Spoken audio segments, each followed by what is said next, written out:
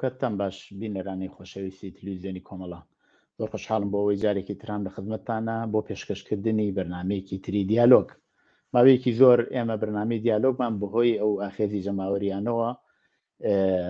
پاوسێکمان پێدا بوو و بەرنمەکانمان بە شێوە ڕاستەوخۆ ئەبردە پێشەوە.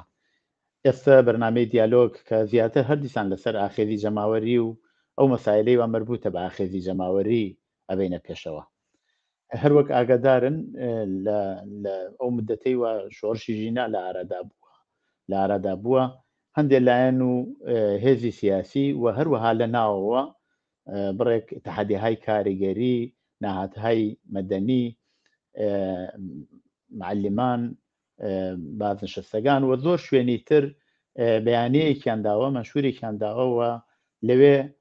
باسی ئەوەیان کردووە کە داخوازیە بنەڕێتەکانی خەڵک ئەبێت چی بێ بوو ئەگەر ڕژیمی کۆماری ئیسلامی بڕوخێت. هەر بم بوونەوە ئێمە داوامان کردووە لە بەڕێز فەرامەرزی قوربانی کە لەو بەرنامەیەدا بەشداری بکەن. کاک فەرامەرز بەخێربی بۆ بەرنامەیە. زۆر سپاس، منی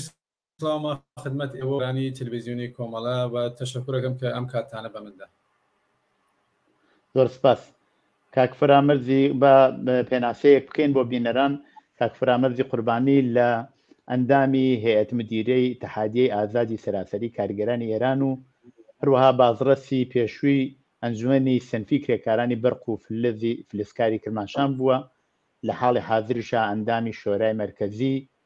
کارزاری پشتیوانی لە کرێکارانی ئێرانە. کاک فەرامەرز، ئێوە بۆ خۆتان لە زەمینەی مەسایلی کرێکاری و ئالەوانە زۆر بەشداریتان کردووە، دەخاڵەتان کردووە،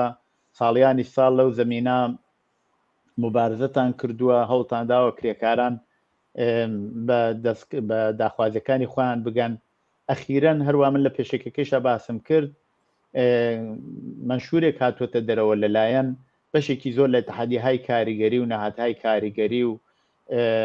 بازنشستەکان و مامۆستایان و زۆر شوێنی تر و بەندهای مختلفی تایە کە زۆر مەوردی پشتیوانی قەراری گرتووە. پێم خۆشە لە ئەوڵەوە لەسەر ئەوە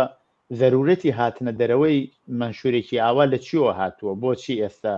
شتێکی ئاوا دراوەتە دەرەوە؟ بەڵێ، بەنظر من باتەوەجە بە تەحوڵاتێکی لە ئێرانە ڕووی داوە و بە دوای بە قەتڕ گەشتنە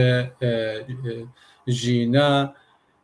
بەدەست نیروە لە ئەمنیەتی و ئینتیزامی جمهوری ئیسلامی وەزیەتی جامعە بە شکلێتر خۆی خۆڵقاندووە. ئەڵام ئەمە بەنظر من لە ئیدامەی هەر ئەو ئێعترازانە کە بازنشستەکان بوویان، معلمان بوویان وایە لە 96 و 98 بوو، بەڵام بە شکلێتر سوورەتی کردووە و باعث ئەوە بوو کە مردم بە سوورەتی سەراسەری لە سەطح ئێرانە بە یەکدەست بە متحد بە سەرنگونی جمهوری ئیسلامی بێن. وەزیەتێکی لە جامعە وجودی هەست، بەڕاستی جامعی برووە بە قاقەرایە، فەقر و فەلاکەتێ بێشمارە وجودی هەست، ئازادیە لە سیاسی و مەدەنی ئەسڵەن مەفهومی نییە، زندانەکان پڕ بووە بە زندان، هەر نوع ئێعترازێ بەرابەریەکە بە واکۆنشی شەدید جمهوری ئیسلامی. آخرین کوشتارێکی جمهوری ئیسلامی کردوویەتی حدود بە 500 کەس وایە، ئەلبەتە بەرەساس ئامارێکی هاتووە دێشتەوە، مطمئنەن ئەم ئامارە زۆرتر لە ئەوەسە، چون بەلاخرە جمهوری ئیسلامی لەوێ حکوومەتەکە هیچ نەهادێ مستەقلێک ئەو ئیمکانیە نییە کە تحقیق وەسیعتر ئەنجام بات و بە علاوە بەرەساسی بۆڵتونە سوپای پاسدارانکی حەکرا خۆیان ئزعانیان کردووە لەناو ئەو بۆڵتونە مەحرەمانەکە 23,000 نەفەر گیراوە و دەرواقع خەفەقانێ بۆ نەبوودە هیچ نەوە ئازادیە سیاسی، ئیجتیماعی، فەرهەنگی، ئامارە بێکاریە فراوانێکی وجودی هەست لە جامعە، فەقر و فاکەتێکی و تەواوە ئەو وەزیەتە دەستی بەدەست یەکداوە کە مردم دیت قابل تەحمل نییە بۆیان و بە هەرە 8 میلیۆن نەفەر بەرەساس ئامارێکی گیریاوە لە فرێ لە وڵاتەکان گەورەترەوە 8 میلیۆن نەفەر لە ئێرانە خارج بووە و دلیلیشی بەرەوەسەیە کە جمهوری ئیسلامیان قبول نییە، دلیلی بەوەسە کە ئەمنیەتی گیانیان نییە و بلاخرە تەبعیدە ناخواستەیان قبول کردووە. من جملە من و جنابالی کە لە حاڵ حاضرە ئەم وازیەتمانە هەست کە ئەو 8 میلیۆنە لەبەرەگرێت. بەرامەرز مەسەلەکە ئەوەی وا باسیەکەن دروستە، بەڵام من پێم خۆشە بچینە سەر پرسیارەکەی من ئەوە ئەترازاتانە لە نەتیجێ و شتانەوە ئێوە باسیەکەن. ئێستا خەڵکاتونەتە سەر شەقام کۆماری ئیسلامی قەمشینێکی زۆری کردووە و شرایەتەکە بەرەو ئەوە چێک کە کۆماری ئیسلامی بڕوخێ، بەڵام لەلایەن های جۆرواجۆرەوە لەلایەن بلوکی ڕاستەوە سەڵتەنە تەلەبەکانەوە منشورێک دراوە، کۆبوونەوەهای جیاوازەکەن، خەریکە یادگیریەکەن، بەڵام لە لایەکی تریشەوە لە ناوەوە ئەو هەمووی تەحادیانە شتی وایان داوە. هۆ کارە ئەسڵیەکەی چییە کە ئەمان هاتوون منشورێکی وایان داوە ئەم نەهادی و پێشەوە دەمویست کە بۆچی یەکێک لە دەلیلێری کە ئەوەسە کە بەلاخرە ئەم 20 دانە نەهادی کرێکاری، دانیشتجویی، دانش ئاموزی و معالین و بازنشستگی ئەم حرەکەتیانە داوە.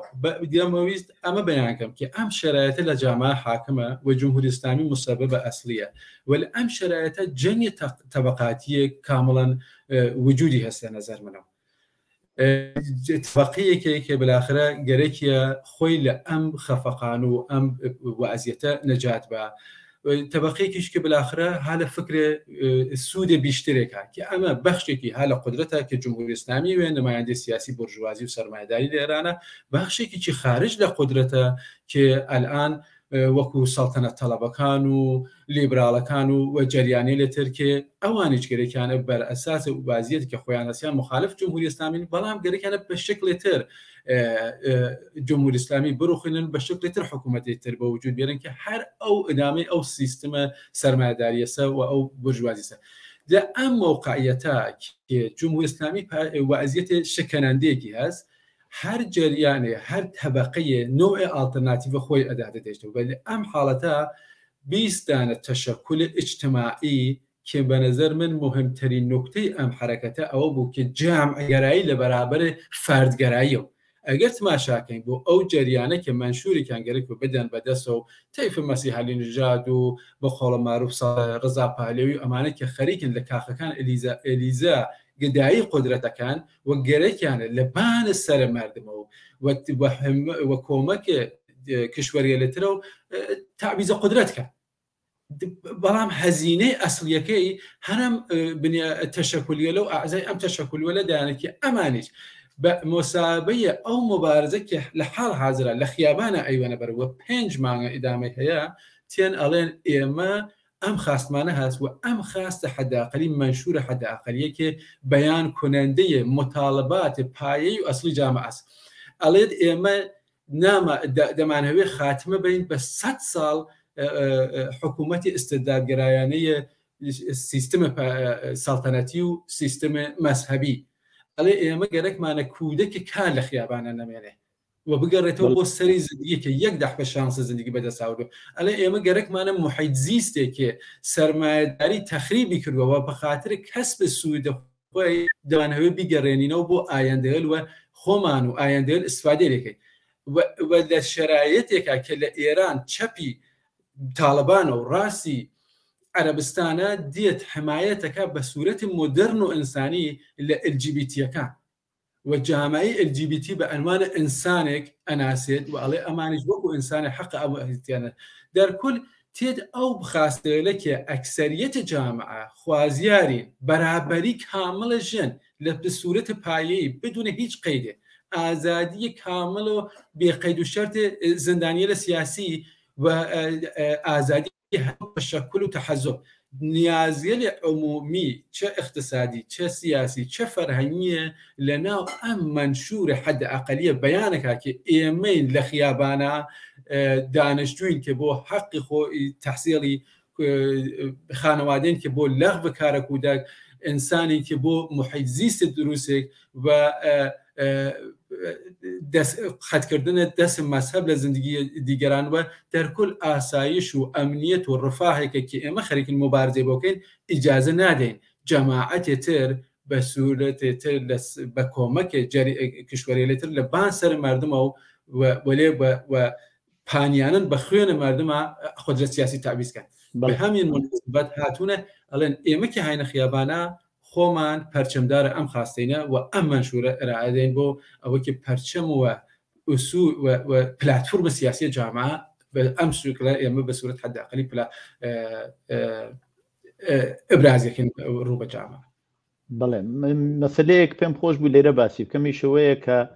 ئێمە جیا لە کوردستان کە ئەحزابی سیاسی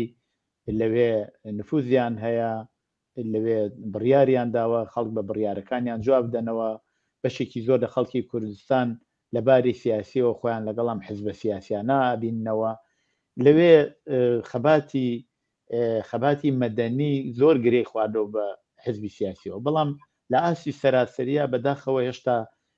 هەلێکی وا هەڵ نەکەوتووە بۆ جەرایاناتی سیاسی کە بتوان بڕیار بدەن دەخاڵەت بکەن و هەموو ئەو ئاعترازاتە کە ئێمە بینین متەوەجە بین کە نیازی حزبی سیاسی و ڕەهبەریەک تایەتی ئێستا ئەو بەیانیە کە هاتوۆتە دەرەوە چەندێک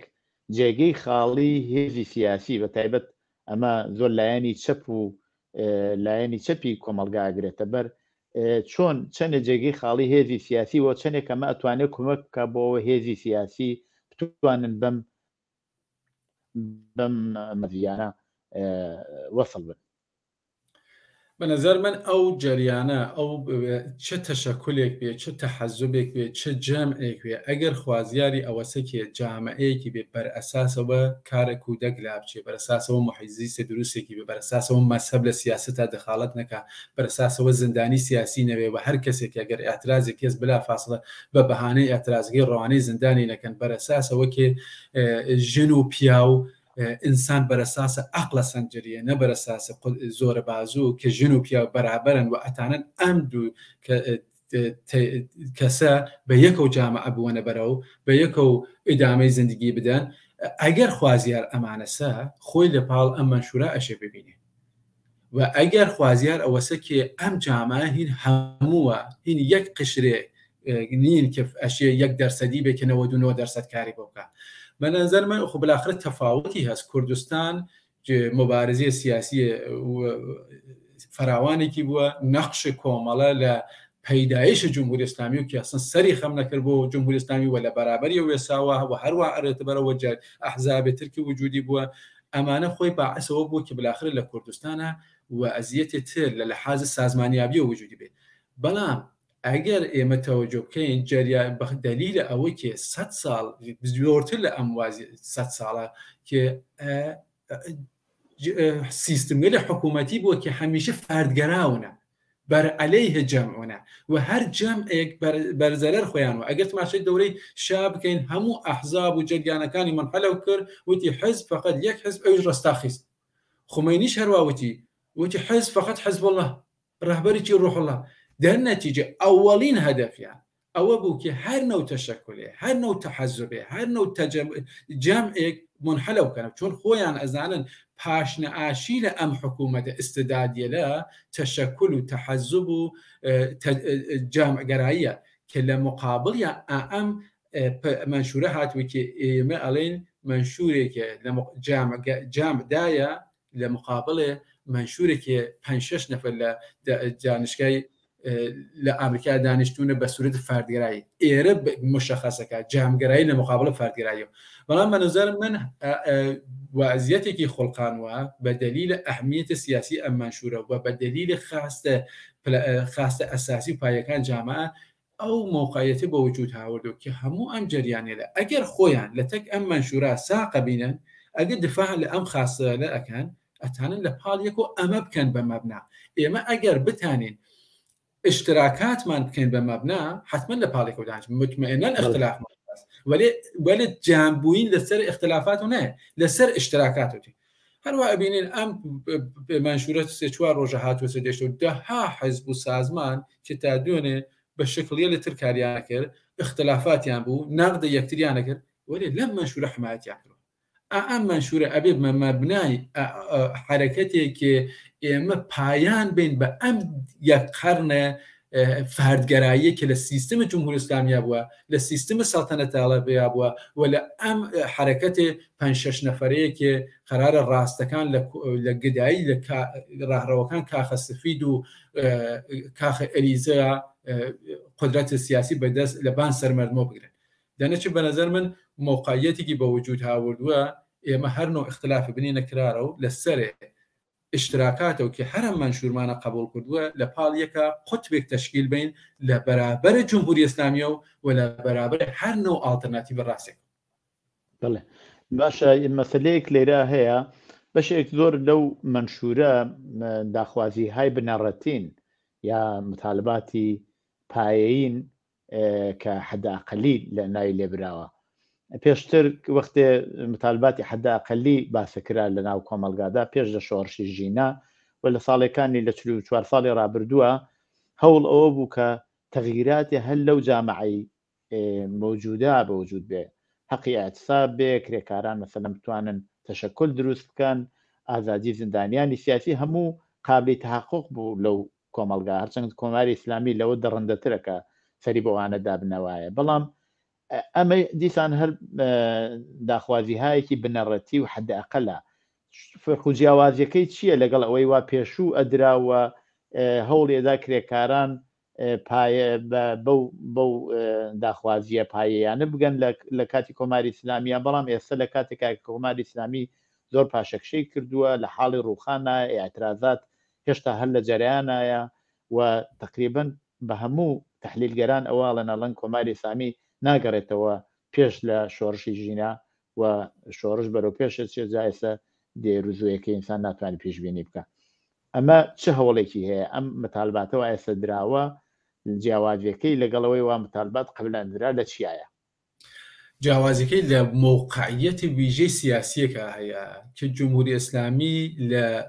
ئەبعاد جەهانیە لە ڕەوابەتە خارجەیە کە لە ناو ئەم منشوریشە باس کراوە کە ئێمە ڕەوابەت لە تەک دنیا ئەگرین وەلێ بەرابەر ئەیگرین نە ئەچینە ژێردەست کەسێ نەبانتر لە کەسێترەوین وەلێ جمهوری ئیسلامی ئەلان ئیزولە بووە لە تەک ئوروپا شەڕیە لە تەک ئیسرائیلە شەڕیە لە تەک عەرەبستانە شەڕیە لە تەک ئازەربایجانە شەڕیە لە تەک هەموو دنیا شەڕیە یعنی خۆی کردووەسە ساحبی هەموو دنیا لە یەمەنا دخالەتەکە لە عێراقا دخالەتەکە لە لوبنانە دخالەتەکە تەواو ئەو هەزینەی کە زەرورەتی هەست بۆ مردمەکەی خەرج بێت پارەکەی ئەوە ئەدات بە ئەو ئیدۆلۆژیە کە خۆی هەسی ئەیدا بە گرووە لە تۆریستی وەک حزبڵڵا وەک حەشەد الشعبی و دنیا و تەواو منتەقەی کێشاوە بە ئاشوب لە ئەم زەرورەتە کە جمهوری ئیسلامی لە موقعیەتی ئاچمەزێکە قەراری گرێت هیچ جوابی سیاسیکی ڕوو بە دەرەو نییە بۆ کشوەرێ لە خارجی و هیچ جوابێت بە هیچ کارنامەی ڕەشێکی هەست لە پەیدایشی خۆی و خاوەرانی ئاباد کرد و دەهەی 6 مان گوزەران و 1500 نەفەرە ئابانمان دی بە چاو خۆمان و 500 نەفەرە ئەلئان و شلیکردن بۆ هەواپەیمای بە ئەو شکلێکی ئەو هەموو خەڵکیە کوشت ئیتر لە ئەمە زیاتر ناکرێت هیچ و ئیسلاحاتێکی کولەن شکستی خوارد ئیسلاحاتێکی کە خۆ خۆیان گەرەگیان و نیمبەند بە وجودی بێنن لە پێنج چوو دەنێکی ئەمە موقعیەتێکە کە جمهوری ئیسلامی ها لە حاڵەتە تەزئیفە بەڵێ ئێمە ئەڵێن هەر ئەلئانیش بە ئەم مبارزە کە کراوە جمهوری ئیسلامی ناگەڕێتەوە بۆچی چون پاشنە ئاشی لە جمهوری ئیسلامی حجابە ئەلان ئێمە سێ بەیە ئەلا ڕەغمە ئەو هەمکە شکنجە و ئەو هەمکە نیروی ئەمنیەتی بە وجود یاوردو ئەم کوشتارە هەر ئەلان لە خیابانەکانە ئەڕۆی سێ بە یەک ڕووسەریان نییە ئەلا ڕەغمەوە هەنووز دووگ لە کەڵانتەری نەگیراوە هەنووز چواردانە شار ئازاد نەبووە جمهوری ئیسلامی عەقەب نشینی کردووە دەقیقاً مردم دی لە ئەو پێشڕەویە ناگوزەرن و ئەم جەنگ و گوریزە وجودی هەیە بەڵام بەستگی هەوە چەنێ ئێمە خۆمان بتانی سازماندەییکەین چەنێ لەسەر ئەم ئشتراکاتە ئێمە لە خارجی کشوەرەوە ئەم حەدە ئەقەلا و گفتمان تبدیلیکەینە ئەکسەرەت حەدە ئەکسەریە جامعە و چەنێ بکرێت ئەو 20 تەشەکولە ببن بە 200 تەشەکل ئەو 20 تەشەکولە لە کارخانەکانە لە مەحەلاتە لە دانشگاکانە لە مەدارسە خۆیان گسترش بن چەنێ بتانن ئەم تەشەکولێ لە دووبارە مەجمع عمومی خۆیان بەرگوزارکەن و ئەو حەقانیەتە خۆیانە بیشتر تەحمیلکەنە جمهوری ئیسلامی پاشنە ئاشتی جمهوری ئیسلامی و حکوومەتی لە دیکتاتۆری تەشەکل و تەحەزوبە جامعەی زندووە کە تەشەکولی لە ناویا بێ تەحەزوب لە ناویا بێ جامع لە ناویا ئێمە ئەگەر لە جامعەیەکە تماشاکە ئەگەر وەختی مەساڵی کشوەری لە ئسکاندیناوی بین ئەگەر وەزیەتە کرێکارە ئسکاندیناوی لە مقابڵی کرێکارە ئێران و ڕفاهی باشترە بە دلیل وەسە دەدانە ئەتحادیە است وەگەر ئەو کارفەرماوە ئەو سیستەمە حکوومەتی ئەو دەستمزدەنەدا ئەیکەشی بە ئەکسسا شاهڕەتی اقتصادیە هەر سیستەمێک دەها لە دەست تەبەقەی کارگەرە ئێوە 4 ڕۆژ هەڕایشکار نفت تعتیلکە پتروشیمیەکان تعتیلکە خودڕۆسازیەکان تعتیلکە بزانم چۆن جمهوری ئیسلامی متەلاشی نای من ناژم حتا ئەو کارگەریە لە بێنە خیابان لە ماڵە دانیشن فقط نەشنە سەرکار سیستەمە حکوومەتی ئەچێتە هەوا ئۆتۆماتیک متەلاشیەوێت چون هیچ سیستەمێک متەلاشینەوە تا زمانە تەولیدی بێ تا زمانە پوڵی بێ و هەزینە کات بۆ مزدورەکانی و سیستەمە سەرکوبەکەی بەڵێ فەرەمەرز یەک مەسەلە هەیە ئەوی شەوەیە ئێمە لە شۆڕشی ژینا بینیمان لە ماوەی ئەو 5 مانگا زیاتر لە 5 مانگا هەموو لایەنەکانی کۆمەڵایەتی لە ئێران نەهاتنە سەرخەت زیاتر جوانان بوون گەنجان بوون ژنان بوون و بەشێک لە حاشیە نشینان و خەڵکی مەناتقی حاشیە نشین ئەو ئینتزارەوە ئەڕۆیی کە کرێکارانی سەنعەتی شرکەتی نەوت پتروشیمی هەرچەند هاتن ئەوانەی وا پەیمانکارەکان هاتن اعتصابیان کردووە و قبلەنیش کردویان تولی 44 ساڵی ڕابردووە ئەمە یەک ڕۆژا بینین لە ئێران خەباتێکی کرێکاری نەبێ هەموو ڕۆژێک خەباتی کرێکاری بۆ داخوازەکانیان بووە ئەم منشورەوە دراوەتە دەرەوە چەندێک کە توانێت کۆمەک بکە بەوە کە بەیانی ئێمە ئینتزارمان بێ ناوەندە کرێکاریەکان بێن بەگشتی بەو شۆڕشی ژینا پەیوەست بن و فشارێک بەو شوێرەوە بەو شێوەوە ئێوە بۆ خۆتان ئاماژەتان پێکرد فشار بۆ کۆماری ئیسلامی وەها بێت کە بەرەو ڕوخانی ببە بە نەزەر من جمهوری ئیسلامی خۆی خەریکە بەم ستون لەم ستون بۆ ئەو ستونەکە بەڵکو فەرجە حاصل بێ نمونەی هەر جمهوری ئیسلامی هیچ وەخت ڕەحم و ئینسافی نەبووە لە هەر شرایەتێکە بەڵام وەختی ئەم حرەکەتێ ژینا ناویەدەین مەجبورە کە بێت زندانیە لە سیاسی ئازادکە کە قسەیان بۆ وتن هەست کە خۆیان سازماندەیە ئەگەر لە معلمات ماشاکە لە محەممەد حەبیبی و ماشاکە ئەگەر لە ئەتحادی کرێکارەکان ماشاکە شاپور حسانی ڕادە ئەگەر لە نەدای زەنات ماشاکە هەر لە ڕەهبەرانە ئەم تەشبیستانە تەشەکولە تەیە 2 هەفتەی گوزەشتە فریکانی ئازاد کردووە بدون هیچ دلیلی ولی دلیلەکەی ئەوەسە کێ فشاری سیاسی عەزیمە هاتووە سبان سەری وەگەرێکی شیفتکە بەڵکەم ئەم حرەکەتە ئەنجامم تا بزانم بەیانی چه خەوەری دێتێ بەڵام منەزەر من ئەمە دەستاوەردێکە کە حد ئەقل بە وجود ئەم قیامە ژینا بە وجود هاتێک کە سازماندەهەکان کە خۆی جمهوری ئیسلامی کامل شناختی است کەسێ وەک شاپور حسانی ڕاد جزء هەیەت مدیری ئەتحادیە و لەناو ئەم بیستانە تەشەکولا وجودی هەست کەسێ وەک ئیسماعیل گرامی خۆی جزء بازنشستگانە کە هەر ڕۆژ ئێمە فەراغانە بازنشستگانمان ئەدی و ئەلئانیش دوبارە شروعیان کردووە یەکشەمەکان ئازاد دەکرێت کەسێ وەک محەممەد حەبیبی ئێمە ئیتر شاهدێ اعتصابات معلمان لە سەد شارە بین لە کوردستانە لە شیرازە لە سەراسەر ئێرانە وجودی بوو ئەمانی مەجبور کەفت ئەمانە ئازادکە و ئەمانە ئیتر لە ئەو کەسێنە نین کە کەس نەیان ناسی خۆیان صاحب نەزەرن خۆیان بە صاحب جامە ئازانن ئەفرادی لێهان هانە دەوریانە و ئەم کەسێلە خۆیان باعث گسترشی ئەم منشورە بن بەنظر من ئەم منشورە چنان کارێکی کردووە کە ئەلان هەر ئەلان 2 دانەتر منشور هاتووە دێشتەوە ئەگەم منشور دانیشتووەکان تماشاکەین لە دانیشتوەکان و لە دکتۆرەکان و ئەعلامە حمایەتیان کردووە چەندین دانە ئەعلامە حمایەت بە لیست بیستانەی و سیدانەی هاتووە ئەعلامە حمایەت جوانانە ئینقلابی مەخصوصا لە کوردستانە مەریوان کامێران سنە پیرانشار ئەوانە کە بەلاخرە تا حاڵەتێکی تا حالەتە خۆی مەخفین و لە هاتوونە سەر پێشتان پلاتفۆرمە بە عەرز 5 ڕۆژ و ئەمە گسترش پیاکە ئەمە گسترش پیاکە بە خودڕۆسازیەکان بە پتروشیمیەکان بە چۆن ئێمە سابقەی ئەتسابمان هەست لە ناو پتروشیمیەکانە گسترش پیاکە بە پاڵایشگاکان ئەمە بە یەک ڕۆژە ناکرێت و لە مقابڵی چۆشی ئەمە مەدەنەزەر بگرین ڕژیمێک خوێنخواز خوار و بە هیچ وەخت نەرمشێکی نەبووە، فقط شەمشێرەکەی لە ڕووە و بەستووە، فقط ئەکوژێت و ئەرواتە بەرە. ولی مطمئناً گەیوسە بۆمبەسێک لە هەم لە لحاظ سیاسیە و هەم لە لحاظ اقتصادیە و وەزیەتی اقتصادی دلار بۆسە 50,000 یەکێ چۆن ئەگە حتا ڕفۆرمە سیاسی بکە،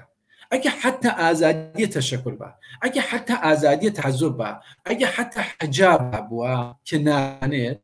پاشنە ئاسی لێن، بەڵام ناتانێت فەقر حەلکە. فەقر ناتانێت حەلکە. چۆن گەرەکیە ئەو کارگەرە بێکارێکی ئەلان دەستمزد تەعین کرا 7,980,000 هێشتا نەبووە بە 8 ملیۆن. هەر ئالوونەکێک هەر ماڵێک لە سنەیە بگری کەمتر لە 4 ملیۆن کەرهاکەی نییە. پوڵ حەسێب یەکەیت ئەو 8 ملیۆنە ئەسن هەزینەکانی نادات، ئیتر چە بە خۆرد و خۆراکی و سایرە مواردی لێ بکە. ئەمە قابلە حەل نییە بۆ جمهوری ئیسلامی و هەر ئەمە معزەڵە ئەسلی جمهوری ئیسلامی بۆ سەرنگونی و جوابێکی ئێمە بە عنوانە چەپ بە عنوانە ئەمانشور لە مقابلە هەر نەو ئالتەرناتیڤێ ڕاستێکەوە ئەساسێ سەرمایەداری سوود و استثمارە و کەس بە سوودە بەس کۆتەکداین بەسەر تەبقەی کارگەر و استثمارە کارگەرەتانێ ئەو سوودە بەدەستپێرێ ئەم منشورە خەریکە لە مقاولی و ڕاوەستاوە ئەڵێ ئێتر ئیجازە بە ئەو دوو سیستەمە منحەتێ سوودپەرستێ استثمارگەرێ دیکتاتوریە کە پەهلەوی بێت و کە جمهوری ئیسلامی و ناگەی گەرەکمانە منداڵە کارەکان بگەڕێنینەوە بۆ مەدرسە یەک دەفعە شانسە زندگی هەست بۆ نەتانێت دەرس خوێنێ بۆ نەتانێت بازیکە گەرەکمانە ئەو جەنگەڵیەوە ئێوە قەتیەکەن و بساز و بفرۆشی تێهینەکەن دەستان قەیچیکەی وتی و ئەمواڵە تەواو ئەو کەسێلە کە وەڕانت و وەدزی و پوڵیان دەرکردو مصادرەیەکەین تعارفیچمانێ مصادرەیەکەین ئجازە ناین وەکو 63 ملیۆن و ئەترافە خودێ ڕەزا پەهلەوی لە ڕسانەکانە 63 ملیۆن دلار کە ئیتانی کل تاران کل منطقەی پێبسێنێ بیواتە دێشتەوە تەواو ئەوانە مصادرەکەن چۆن ئەمانە ماڵە مردمە ماڵە ئەو کودەکە کارەسە کە لە خیابانە ماڵە ئەو گورخابەسە ئەلانێ مەیتر گورخابی تەحمیل بووە جامعە بەڵێ کاک فرامەت کۆمەڵە ماچەکە و ئەحزاب کۆمونیست و چەپ ماچەکات کە لە حوڵە ئەم پلاتفۆرما ئەم حداقل بکەنم حداکسەرە و ئەم وازیێتە پێش بڵێ کاک فرامەت یەکێک زۆرێک لە ئەوانەوە تحلیلگەری مەسایلی سیاسین خاڵی لاوازی ئەم منشورە لەوە بینن کە باسی حەقی تعینی سەرنوێشت مافی دیاریکردنی چارەنووسی ملەتەکانی تیا ئاماژەی پێ نەکراوە ئێمە بینین کە لە توولی ئەم شۆڕشی ژینە ئەوە لە بەلوچستان ئەوە لە کوردستان مرتب ئاعتراضات بووە و ئەو ئاعتراضاتە هەمیشە گەرم ڕاگیراوە بۆ ئەوەی ئەو هاوپشتیە زیاتر بێت چەندێک پێویست بوو لە منشورە باسی مافی دیاریکردنی چارەنووس کرا چونکی خودی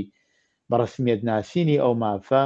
زیاتر هاوپشتی زیاترە کاتە تاکو جیایی بەڵکو ئەوە توانێ ببێ بەهۆی یەکگرتووی زیاتروانە پێتانوانیە ئەوە خاڵی لاوازی ئەم منشورەیە بەنظر من فکرەکەم هەر ئینسانە یەک دەفە حەق زندگی هەست و ئەبێ خۆی سەرنوشتە خۆیی تاینکە ئەم ئجازەیە پێ بێن چە بەخاست شەخ بەخرا و بەڵام بە شەرتێکێ مشکلێت تر بۆ دەیگەران بە وجود نێرێت ئێستا یەک دەفە هەر خواقعیەتی لە دەورەی سەڵتەنەتە لە دەورەی جمهوری ئیسلامیە ئجحاف فراوانێت لە حەق سیستان و بەلوچستان و کوردستانە کراوە بەڵام من فکر ناکەم هیچ مردمێک لە ئەم دەورە و زەمانە کە دنیا بووەسە بە دێهاتێک ئێمە ئەگەر تاتماشای 5 ساڵ لەمە 20 ساڵ لەمە بەرکەین 50 لەمە بەرکەین ئەگەر نەخۆشینێت بۆ دێهاتێ تا لە خواری دێهاتەکە تا ئەگەیشتە بانی دێهاتەکە 2 هەفتە توول یەکێشە بەڵام دنیا ئەو نەبووچکە وەسەوە کە وەختی کۆرۆنا لە چین تێ لە ئەرز هەفتێکە هەموو دنیا ئەگرێتە بەر منزور مەوەسە هیچ کەس گەرەکی نییە خۆی جیا بکاتەوە گەرەکی مەرزەکان بشکنێ خەڵکی کورد لە تەک تورکە مشکلی نییە لە تەک بەلوچە مشکلی نییە لە تەک عەرەب مشکلی نییە بەڵام ئەوەندە زۆڵم و زۆر کریاوە لە بەلوچستان و لە کوردستان بڕێ فکرەکەن بە ناسوورەتە نائاگاهانە کێ ئەو خەڵکەکان تر زۆڵمیان کرا ئەم زۆڵمە لە تاریخ سیستمەوە کراوە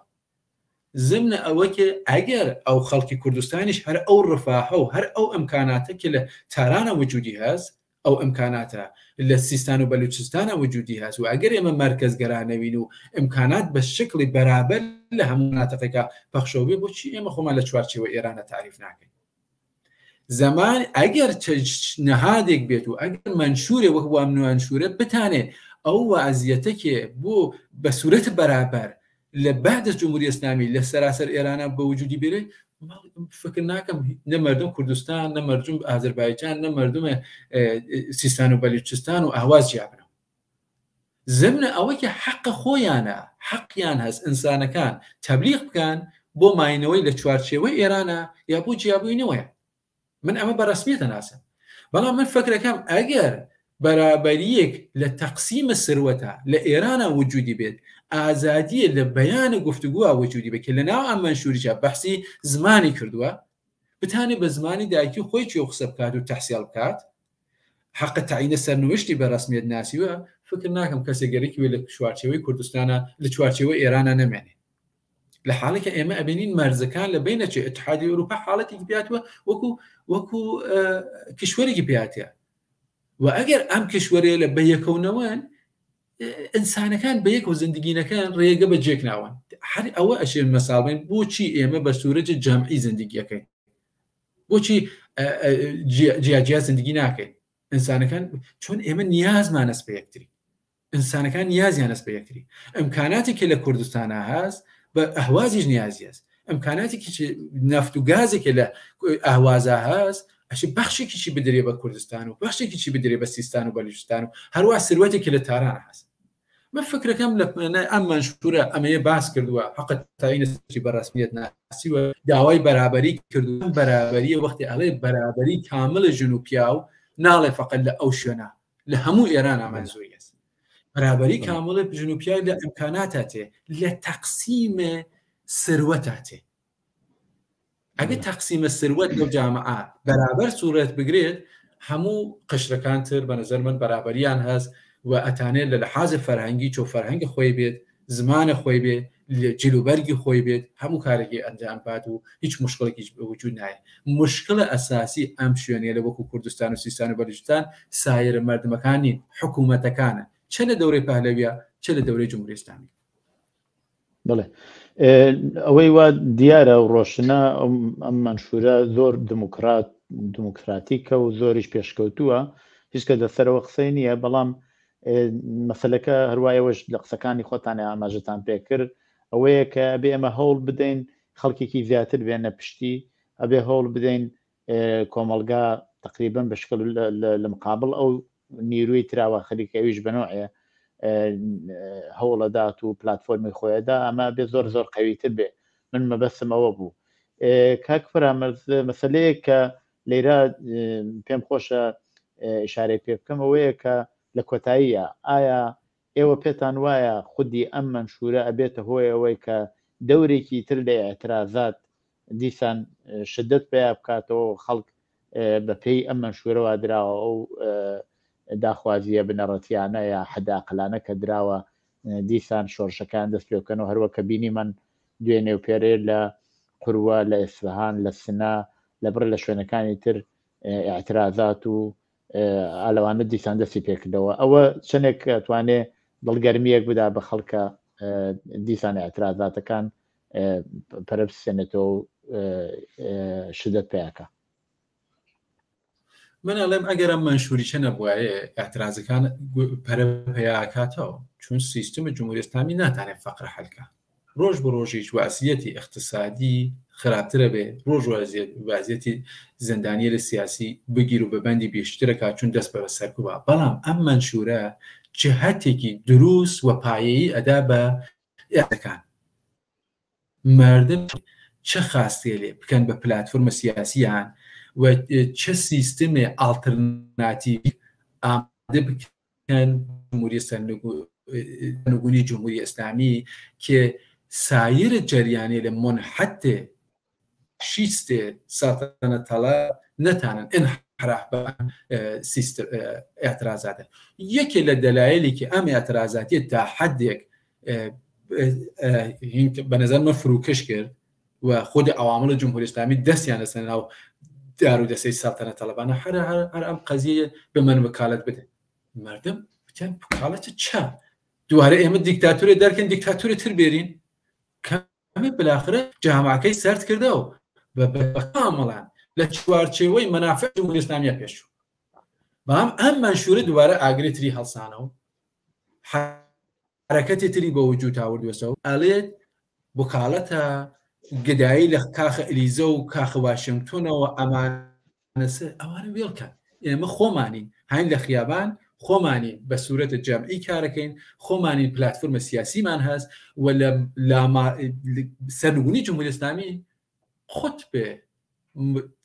دیکتاتۆری و فەردگەرایی لە بینەوەی چون ئێمە بە سوورەتە جەماعەت تینە خیابان بە سوورەتە جەماعەت منشورە دەین 20 تەشەکل تێت 200 تەشەکلیش خەریکە لێ حمایەتەکە ئەحزابەکانی کاری کردووە کە لە ئەو جوداییە لە اختلافە نەزەرەکان هاوردێتە سەر ئیشتراکە نەزەرەتەکان ئەم قوتبیە بە وجود هاوردێ بەڵام ئەمە ئەگەر حتا ئەمە نەبێ ئەمە ئەرێت چون جمهوری اسلامی وەزعیەتی زۆر خراپتر لەواسە هەم لە لەحاظ اقتصادی و هەم لە لەحاظ سیاسی و هەم لە لەحاظ فەرهەنگی و مردم خەریکن من مطمئنم دوای جمهوری اسلامی بێمەذهبی ئەوێتە مەداڵێک وەیکەنە ئێرەیانە چون هەر شتێکیان خواردێ لە دەستم سیستەمە مەذهبی خواردیان لەسەرم سیستەمە دیکتاتۆری خواردیان بەڵام ئەم منشورە جهتێکی دروست پایەیی و ئینسانی پێدە و هەدەفمەند یەک شت کە پێم خۆش بوو لە خراپ پرسیارتان لێ بکەم کاک فەریبرد بڵێ ئێوە بۆ خۆتان لە دەروەوەی وڵات هەروە لە معرفیەکە ئیشارەم پێکرد هەڵسوڕاون و لە دەریشەوە خەریکن فعالیەتەکەن پێتان وایە خەباتی دەرەوەی وڵات چەندێکەتانێ تەئسیر دابنێتە سەر خەباتی ناوەوە هەروەها لە پشتیوانیکردن لە منشوری متالباتی حداقلەکە لە لایەنانەوە و نەهادانەوە دراوە چەند ئەتوانێت پشتیوانیکردن لەوە چەند ئەتوانێت کۆمەک بکە و حتا معرفیکردنی بە سازمانهای بینەلملەلی و لەوانە چەندێک ئەتوانێت کۆمەک بکە لە دەروەوەی وڵات ئەوەندەتانێت کۆمەکاکە ئێمە ئەگەر بگەڕینەوە بۆ 3-4 ساڵ پێش 5 ساڵ پێش جمهوری اسلامی لە ڕەجانیوز و سایت فارس و ئەمانە وەختی بەحسیە کرد بە سوورەتە تەوهینامیز بە ئەعترازاتێک مەسەڵەن دفاع لە کرێکاران بوو ئەوێ چەند ڕاست لە فڵان شارە تەزاهوراتێکیان کرد زەدە ئەنقلاب و جمهوری اسلامی وە مەیل خۆی مانۆڤڕیەدا لە خارجی کشوەرە بەڵام دوای ئەم قەزیەی ژینە هیچ ڕسانایە دەوڵەتیەک نەیتانی مقاومەت کات و ئیخبارێ و ئەزیەت دەکات دەها شەوە تەلەڤیزیۆنیان باس کردووە کەسانێکی کە لە ئێران خارج بوونە هاتوونە گفتمانیان کردووە لە تەواو پارلەمانەکانە بەحسێ ئەسڵی مێز پارلەمانەکان بووە واقعا منزورم ئەوەسە کە ئەم 8 ملیۆنە جودای جیا لە ئەو 85 ملیۆنە لە ئێرانانی ئەم 8 ملیۆنە ئەگەر هاتوونە لەسەر تەبعیدیە و هاتوونە و فەراری هاتنە ئەکسەریەتیان و ئەم 8 ملیۆنە بە نەزەر من ئەتانێت بێتە بۆڵانگۆ و تریبونێک گەورەتر لە هەر وەزعیەتێ تر بۆ بەیانکردنە ئەم خاستە ئینسانیەتە کە لە دوێن و پێرێ بوو لە نشەستە مونیخە وەختێ جریانە منحەتێ فەردگەرایی وەک ڕەزا پەهلەوی مەسیح عەلەیهی نەجات و ئەمانە ئەچن بۆ ئێرە دانیشن نمایەندەی ئاڵمان ئەگەڕێتەوە فکر نەکەم ئێوە نمایەندەی کولیەتێ ئەترازات ئێرانون چون ئێمە منشورێ تەشەکولیت کارگەری و دانیشتوویی مانیشتیە و زۆریش ئینسانیە و بە احتمالە قەوی بۆ نشەستێتر هەر ئەو زندانیە لە سیاسیەکی ئەلان هەنە زندانەوە دەماعەتێکیان ئازاد کراوە بە نمایەندەی ئێرانیەکان تێن ئەمە گفتمە ئەمە بەحسێکە کە نمایەندەیە ئاڵمان لە نشەستە ئەمنیەتی مخایکە و ئەوڵین یەکێک لە دەستاوەردەکانە منشورە ئەوە بوو کە ئەو جریانە فەردگەراییە لێنە ئیزۆلە کرد ڕەزا پەهلەوی هیچ جوابێکی نەبوو سکوتی اختیار کرد لە بەرابەر ئەم قەزیەوە کە چەستنە مەوردە منشورە و لام تاکان بەحسی نەکرد چون لومە خاستەکان بەیان ناکە ڕزا پالەویژی ئەگەر ئێمە بگەڕینەوە بۆ قدرەت ئەشێ 30 ساڵ ئێوە کەمەربەندەکانتان سفتکەنەوە کارگەرەکان 30 ساڵ ئستثمارتانکەین 30 ساڵ کودەکە کار تەرویج بین محیط زیست بیشتر تەخریب بکەین تا ئێمەش گیفانمان پڕ بێت ئەو وەختە گەڕینەوە بۆ ڕفاه ئێران ئەمە شوروبوتی جەمت کارە تۆ یەک دەفە ئێمە سەڵتەنەتمان خستە زوباڵەدان تاریخ و الآن بەرادرە ناتەنیەکەی کە هەمیشە شا حکوومەت دەگر و شێخ تاجێن یاسەری ئەلان ئەویشمان هاوردوسە لە بەپەرتکە حتممە خێنە پاڵە دەستە تۆکێ لە زوباڵەکان تاریخە بە نظر من ئەم منشورە کاریەرێکی گەورەی کردووە و ئەتانێت وەزیەتتر بخۆڵکێنێت و سیستمێتتر بواتە بەرەو و ئەتانێت هەم جمهوری ئیسلامی بڕوخێنێ هەم دەسە هەر نۆ سیستمێتتر لە سەر مردمی ئێران قەتکە و ئێمە ئەتانین بە عنوانە ئەو کە جریانێلە بەسەر اشتراکات و لە پەنای ئەم منشورە جەمە بین بە بڵنگۆیە خاستە ئەو مردمە کە جمهوری ئیسلامی هەم ڕسانایانی لێ قەتکرێ هەم دنیای مەجازیانی لێ قەتکرێ هەم ئینترنێت قەتەکات هەم سەرکوبیانەکات و ئەتانین ئەمە ئەفکارە عمومی دنیا بێرینە پشتی تا الآن ئەم کارە کراوە خۆشبەختانە بە ئاکسیۆنیال بە ملاقاتیال بە ئێعترازیال بە نامەنگاریال بە بەرنامە لە تلڤیزیۆنی و سەوتی و تەسویریە ئەم کارە کراوە وەشی بیشتر ئەنجامی زۆر سپاس هاوڕێ فرامەرز بۆ بەژاریتان لەو بەرنامەیەدا هاوڕێ فرامەرزی قوربانی یەکێک لە ئەندام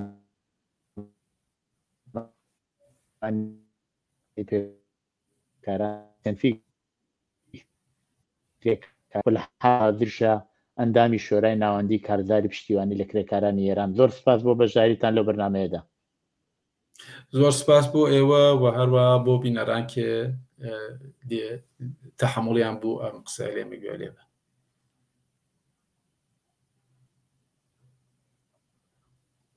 زۆر مەمنون زۆر سپاس بینەرانی خۆشەویستی تلویزیۆنی کۆمەڵە بەم جۆرە هاتینە کۆتایی بەرنامەی ئەو جارەی دیالۆگ هەتا دیالۆگێکی تر ڕۆژ و شەوی خۆشتان بۆ باوە دەخوازم